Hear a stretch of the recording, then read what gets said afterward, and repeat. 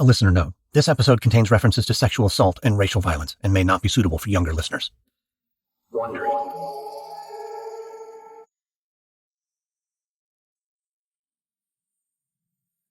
It's January 1939 in New York City. Tonight, Billie Holiday stands backstage at the Cafe Society Club in Greenwich Village.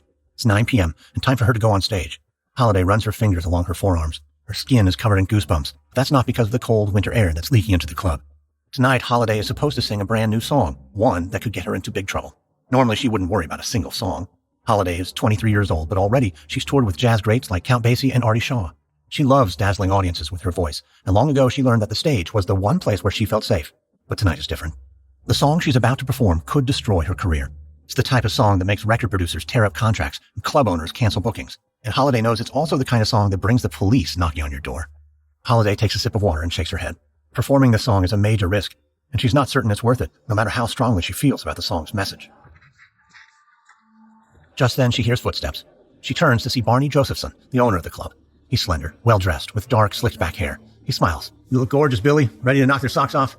Holiday pauses, and then she makes a quick decision. Change of plans. We don't need that last song." "Oh, no, Billy, that's a big mistake."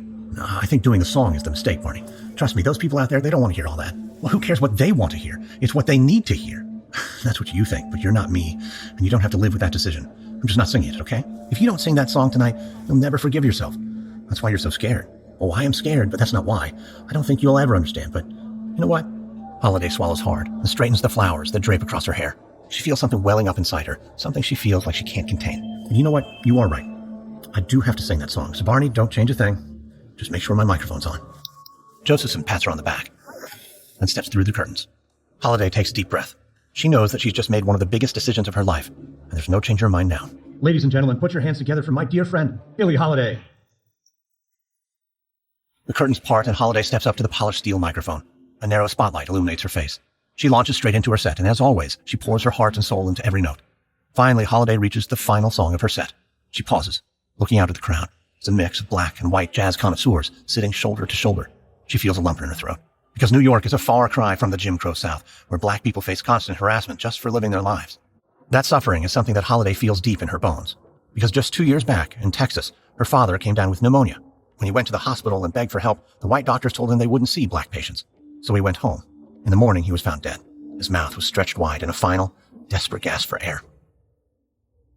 Holiday stands on stage, remembering her father.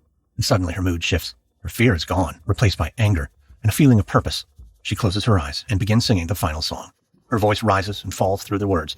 Black body swinging in the southern breeze. Strange fruit hanging from the poplar trees. Holiday continues singing the song Strange Fruit, an angry protest against the lynching of black people in America. And when the final note fades away, she opens her eyes. There's an eerie silence. Nobody in the audience moves. Then all at once the crowd roars in applause. Holiday stares at the audience, unable to move. She knows that tonight she took one of the biggest risks of her entire life. She dared to sing about the horrors of racial violence in America. She feels light on her feet after taking such a bold step. But Holiday also knows that from now on she'll attract a very different kind of attention. And it'll come not just from her fans, but from those who disagree with her, from those who want to stop her, from the police, and from the feds. American Scandal is sponsored by the new Audible original Bad Republican by Meghan McCain. In her debut audio memoir, Meghan McCain gives a first-hand look into the life of the conservative rebel and departing co-host of The View. You'll hear what it's like to grow up as the daughter of an American icon and to mourn his loss very publicly just 1 year into her tenure as co-host of America's most-watched daytime talk show. Her memoir also reveals how she handled attacks from the U.S. president and her thoughts on cancel culture, dating, and how our country treats new mothers. It's unsparingly honest, deeply relatable, and highly entertaining. Go beyond what you know about Meghan McCain from TV and your newsfeed. Visit audible.com/badrepublican and listen now.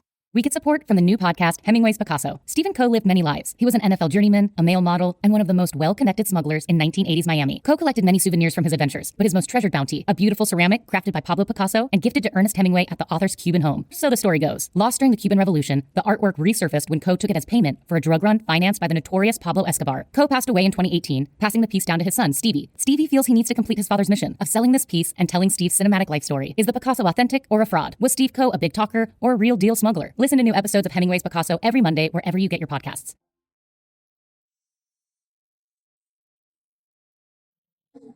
From Wondery, I'm Lindsey Graham, and this is American Scandal.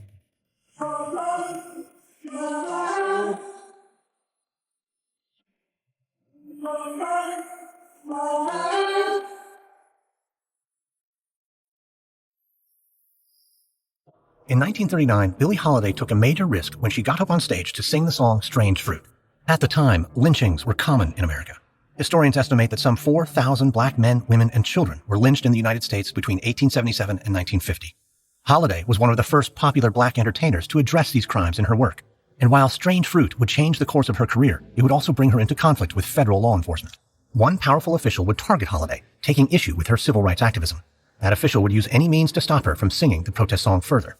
This story is the first in a 4-part series examining how U.S. federal agencies tried to stop the civil rights movement. Federal officials targeted not just Billie Holiday, but prominent organizers, including Martin Luther King Jr. and Fred Hampton, who led the Illinois chapter of the Black Panther Party. The federal surveillance, interference, and intimidation would span decades and eventually face a moment of truth. This is episode 1, Billie Holiday.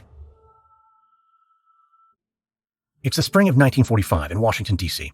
Harry Anslinger sits in his office, writing furiously when there's a knock on the door. Anslinger clears his throat and then commands the visitor to enter. Into the room steps Jimmy Fletcher. The man worked for Anslinger as a narcotics agent. In fact, he's one of a small army that Anslinger himself commands.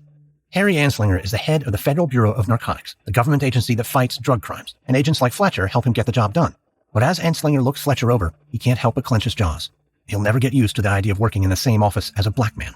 But he reminds himself that Fletcher can be useful, and that's why he summoned him today. Anslinger tells Fletcher to sit and cracks his knuckles. He then explains that Fletcher has a new assignment. He pushes a folder across the desk and tells Fletcher to study the contents. Fletcher opens the file. He glances through the notes and his eyes widen. He says he recognizes the woman. It's Billie Holiday, the jazz singer. At the mention of her name, Anslinger's hands curl into fists. He tells Fletcher that Holiday is no singer. She's scum, and she's forgotten her place in society. Anslinger explains that for the last 6 years, she's performed a song called Strange Fruit. Its lyrics are vile and improper. They have the dangerous potential to rile up black Americans, to make them question the natural order of things. Anslinger notices that Fletcher has grown tense. The agent looks up from the file, his eyes narrow with skepticism.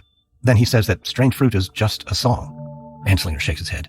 He explains that he already ordered Holiday to stop singing Strange Fruit. He actually confronted her himself in one of her filthy little clubs, but she refused. She disobeyed a U.S. federal agent, and now it's time to pay the price. Anslinger smiles and tells Fletcher that it's his job to put Holiday behind bars.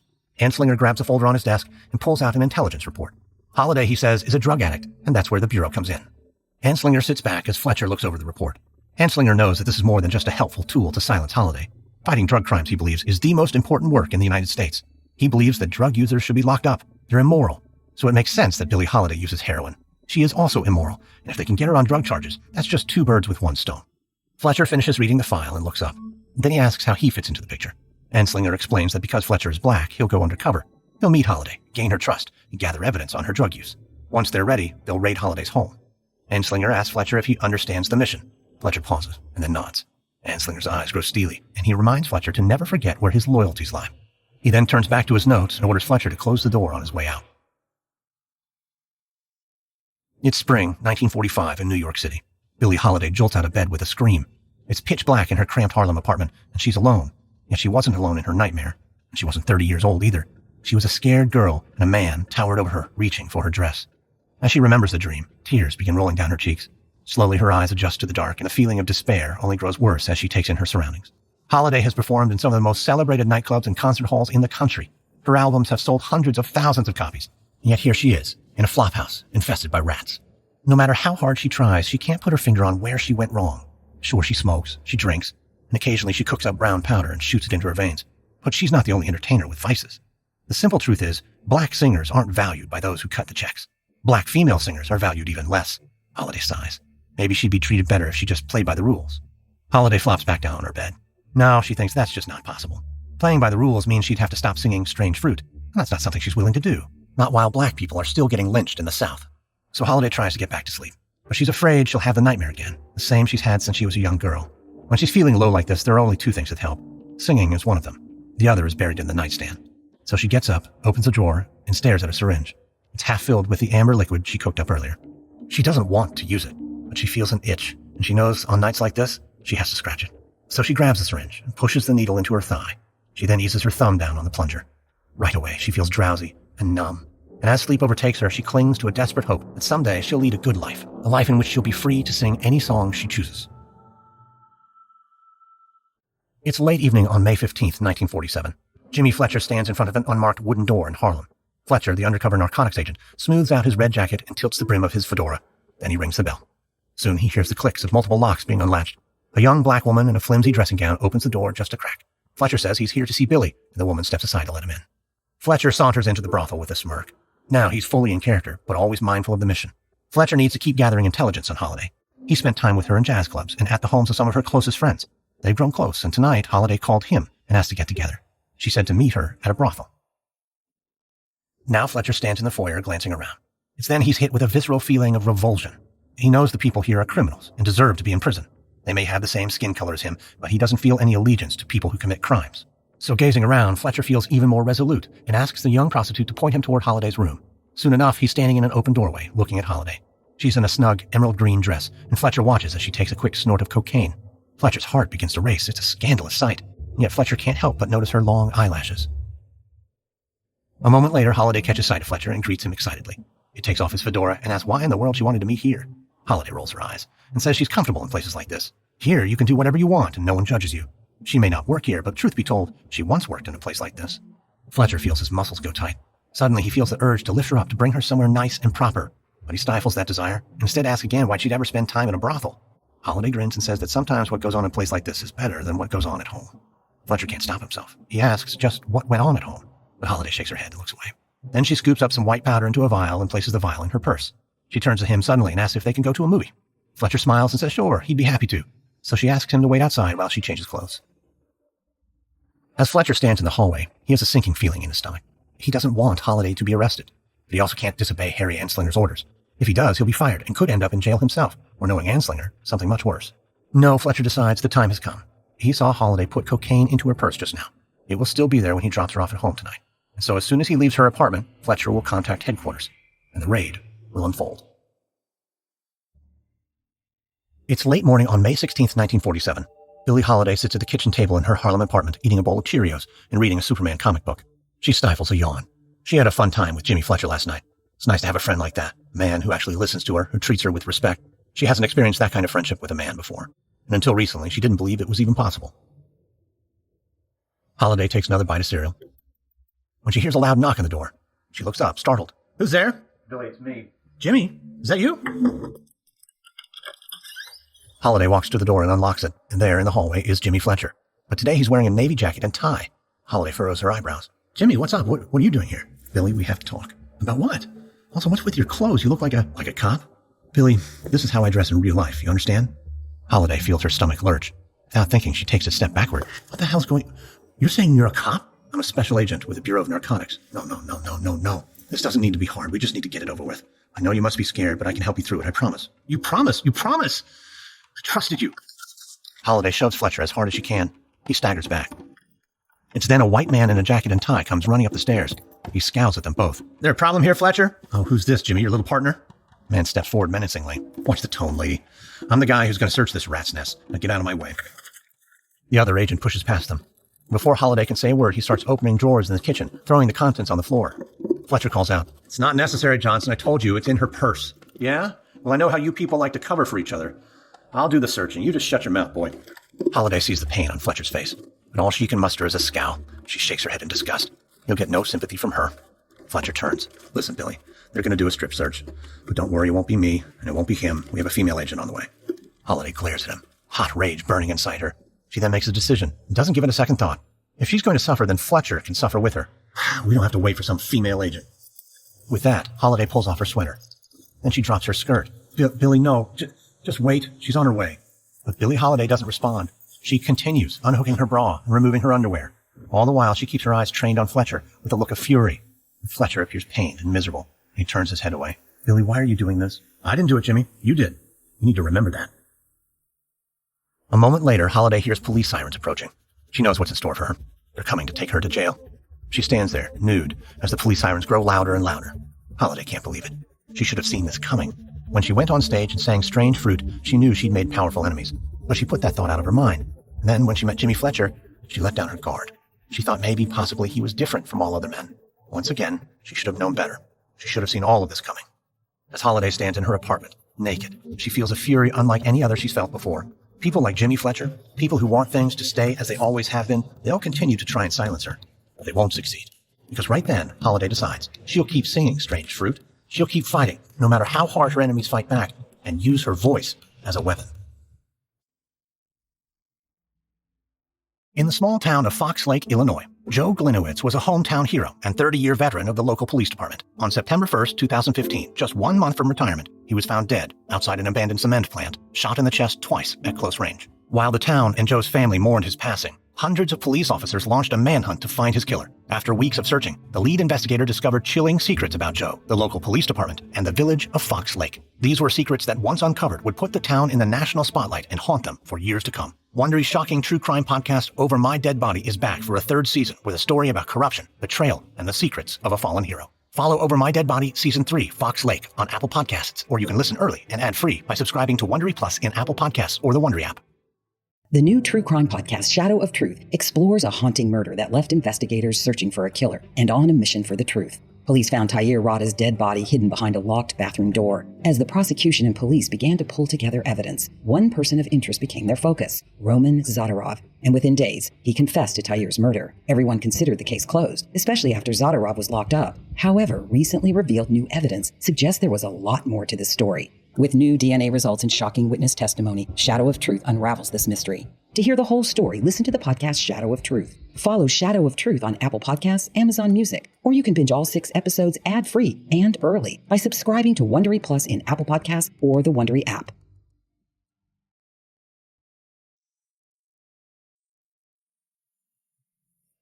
It's May 1947. It's been a day since Billie Holiday was hauled off to jail on drug charges. She was released on bail this morning, and right now she's in New York City, standing on stage at Club Ebony. She sighs, feeling relief coursing through her body. It's good to be back in this dimly lit club. Ebony is one of her favorite places to sing. Standing on stage, she feels home once again. Holiday straightens the large white gardenia that's tucked behind her left ear. She looks out at the audience as little particles of dust hover in the stage lights. She takes a deep breath, and then she begins to sing Strange Fruit. The song has become her signature finale. For 8 years now, she's been warned to stop, to sing something else, something less charged. But that's only strengthened her resolve, because she knows that if it threatens people this much, then its message must truly be powerful. She can't even count the number of fans who have thanked her and said they finally feel like their voices are being heard. Holiday knows she needs to keep singing the protest song, no matter how angry it makes certain people. Up on stage, her voice is strong, and when she finishes the song, she gets yet another thunderous applause. Holiday wipes her forehead. Her throat aches, and so do her feet, so she heads off stage and straight to the bar. But as she stares into her first drink of the night, Holiday hears the screech of a bar stool being pulled up. She turns her head, and there, standing beside her, is Jimmy Fletcher. Holiday shakes her head and returns her attention to the drink in front of her. "You've got some nerve, Jimmy. Or is it Agent Fletcher?" "Billy, look, you gonna run back to your master? Tell him I did the song again? That's gotta be worth another promotion, right?" Fletcher looks down at the floor. "I didn't get promoted for what I did to you." "Billy, please, can I sit?" Holiday shrugs and turns away. Fletcher sits, signals the bartender. "I have a whiskey, neat. And since when do you drink?" "Since about 5 minutes after they took you away." "Why the hell are you here?" "I came to apologize." Holiday snorts with laughter, coughing as she tries to swallow a sip of her drink. "Apologize? Now that I've never seen. A man apologizing. I'll save it. I don't need your apology. I know that. But I had to see you. Oh, so now you need something else. Another thing for you, so you can feel better about yourself? Why don't you just get out of here? Leave me alone." Fletcher leans in closer, though, his eyes full of regret.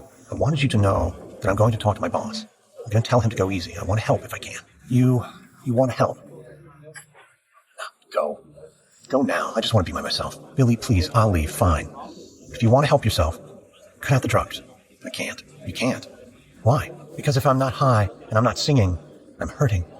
Get it?" Fletcher shakes his head. No, I don't. Now look, I know you had a rough childhood and all, but Holiday slants her glass down on the bar. She's lost her patience. "Rough childhood. You know what I've been through? You know what I see when I fall asleep? Back in Baltimore one day, my mother, she's late coming home from work, right?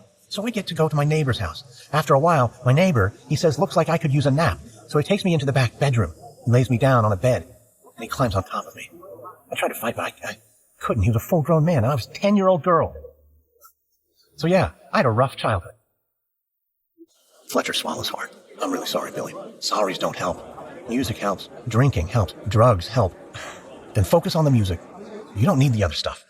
Holiday stares back into her drink. She hears Fletcher sigh. On stage, a jazz quintet begins to play Moonlight Serenade. Then Fletcher scoots his bar stool back and stands. He then offers his hand to Holiday and gestures to the dance floor. For a moment, she stares in disbelief. Holiday can see that he's desperate, hungry. He wants redemption. She's seen that look in 1,000 men's faces. "Billy, I hate myself for what I did to you. I always will. I'd like to make it up to you." At that moment, Holiday knows that she's trapped. A claustrophobic feeling wraps itself around her, like a cold blanket. This cop, This Jimmy is demanding forgiveness, and he won't let up. And he's a man who could have her arrested all over again. Holiday knows she has only one choice, so she takes his hand, and the two step out onto the dance floor. Fletcher pulls her close and squeezes her tight. His breath is sour and hot.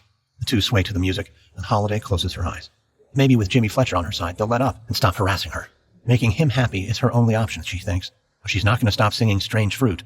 She won't stop protesting against the violence that's taken so many lives. She's not stopping anything. It's May 1947 in Washington, D.C. Inside his office, Harry Anslinger sits across from a man named Louis McKay.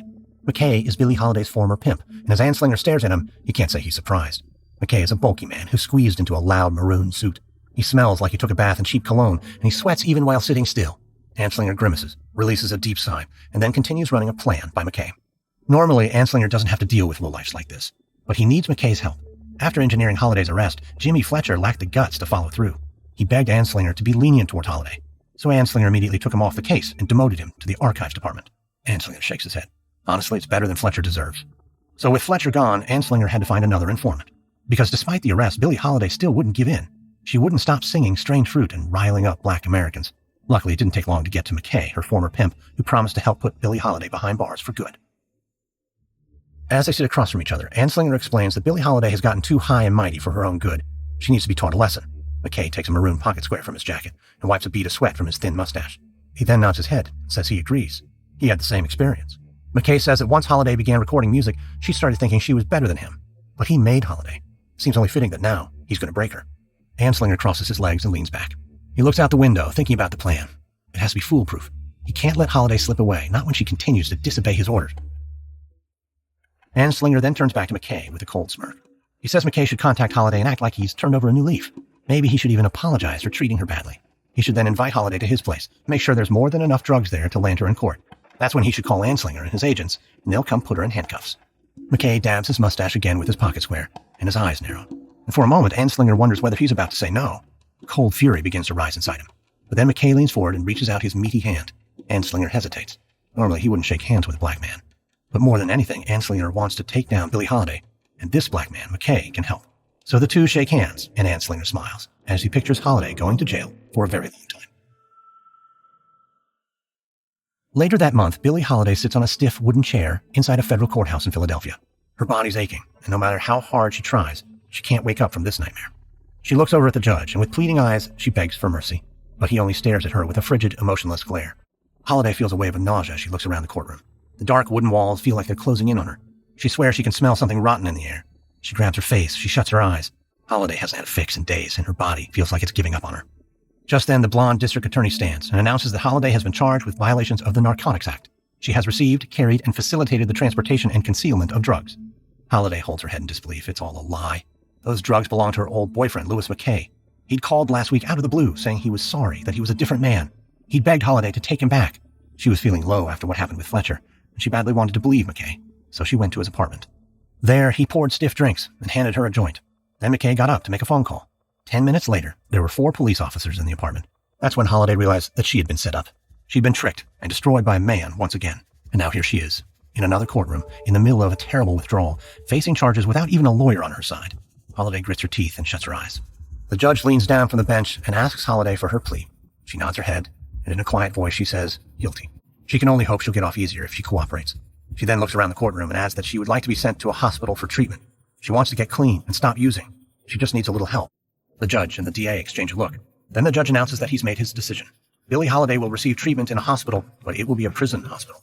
She is hereby sentenced to imprisonment for 1 year and 1 day. The judge then brings down his gavel with a loud bang. Just like that, it's over. Holiday sees the bailiff approaching with handcuffs.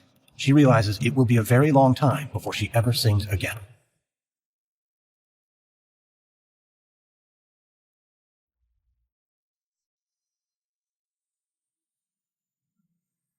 It's January 1949, about a year and a half after Billie Holiday was sentenced to prison.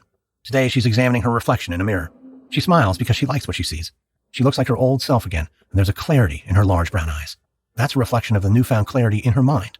For well over a year, Holiday has been clean and sober. Holiday turns away from the mirror and gazes across her suite at the Mark Twain Hotel in San Francisco. The bed is wide, and the carpeting feels soft underfoot. Holiday grins. She almost can't believe she's standing here in a fancy hotel room, paid for with her own money. She emerged from jail weak and wrecked, and went straight back to the bottle. And as a convicted felon, she couldn't sing in New York clubs that served alcohol. Her career seemed like it was over. But that's when a friend suggested San Francisco. You didn't need a cabaret license to perform there. And so for months now, Holiday has been singing almost every night to sold-out crowds. She's received standing ovations, especially when she closes with Strange Fruit. After her time in jail, the song means even more to her than it did before. Holiday sees that the world is slowly beginning to change, and she believes that Strange Fruit has played a part in that change, however small. Plus, there's nothing that the Federal Bureau of Narcotics can do to stop her singing it, now that she's off drugs, for good. Holiday splays out across her bed, when suddenly there's a pounding on her door. Holiday raises an eyebrow in surprise, but heads over to greet whoever's there. Holiday pulls open the door, then gasps and steps back. An enormous, leering white man stands in the hallway. His ruddy cheeks bulge as he grins. Behind him stand several uniformed policemen with blank expressions. Holiday stammers and asks if she can help them. The giant man pulls a badge from his pocket and holds it an inch from her nose. He says that his name is Colonel George White, and he's with the Federal Bureau of Narcotics. He will now conduct a search of her hotel room. Holiday says she doesn't understand what this is all about. But White tells her to shut up. He calls her a junkie and says it's time for her to pay for her crimes. Holiday's heart starts to pound. Her arms grow weak. She says she hasn't touched a drug in over a year. She's completely clean. No one's going to find anything in this room. Agent White laughs and tells her that she's guilty, and it's obvious. He points into her room and says he can see her heroin kit right now, right from where he's standing. It's sitting there on the nightstand. That's not all. He's also just spotted a small baggie of opium. He sees that she tried to hide it in the wastebasket. Holiday's mouth goes dry. She knows there's nothing on the nightstand and nothing in the wastebasket. She sees a grin emerging on White's face, and she realizes what's happening. Before she can say a word, Agent White pulls a pair of handcuffs from his pocket. Holiday feels her entire body go numb with shock as the cuffs are slapped on her wrists. White shoves her into the hallway and tells her that Harry Anslinger sends his regards. That name echoes in Holiday's mind, like the image of the neighbor who attacked her 24 long years ago. A bitter smile comes to Holiday's lips, though. She finally understands. It doesn't matter what she does from now on. Nothing matters.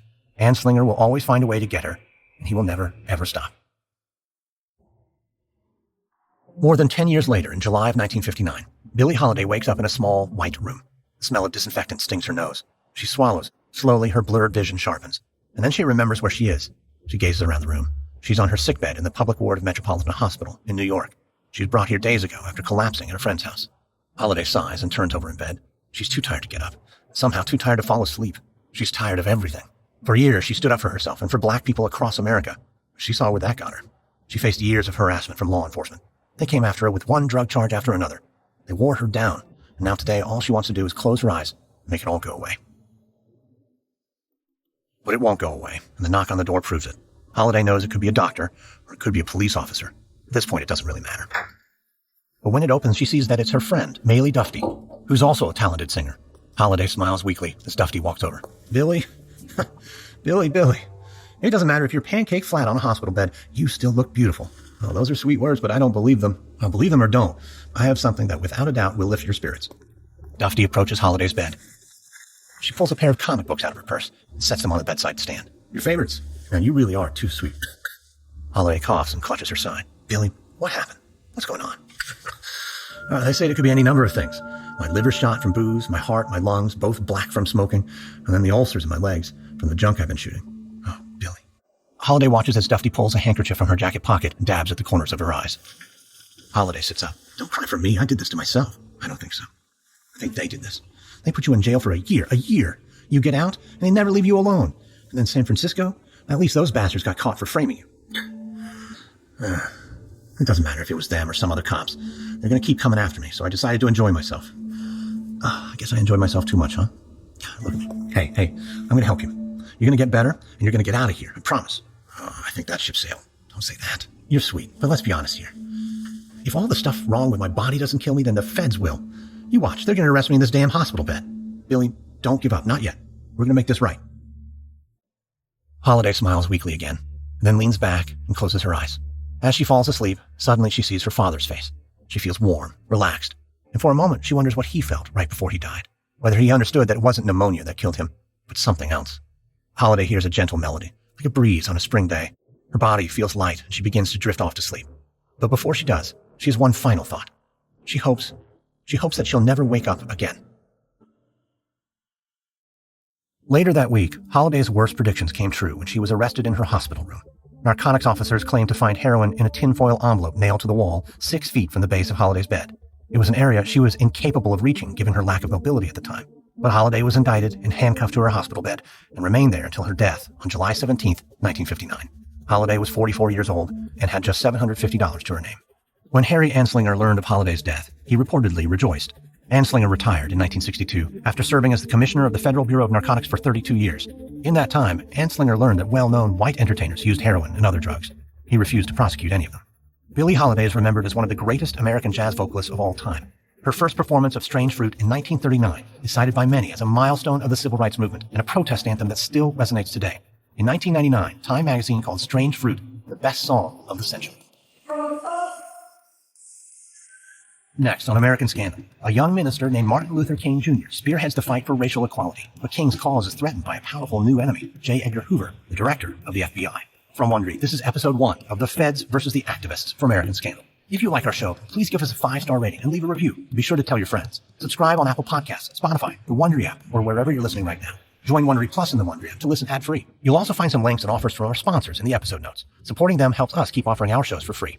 Another way you can support the show is by filling out a small survey at Wondery.com/survey to tell us what topics we might cover next. You can also find us and me on Twitter. Search for hashtag American Scandal or follow me at Lindsay A. Graham. Be sure to listen to my other podcasts too, American History Tellers and American Elections Wiki Game.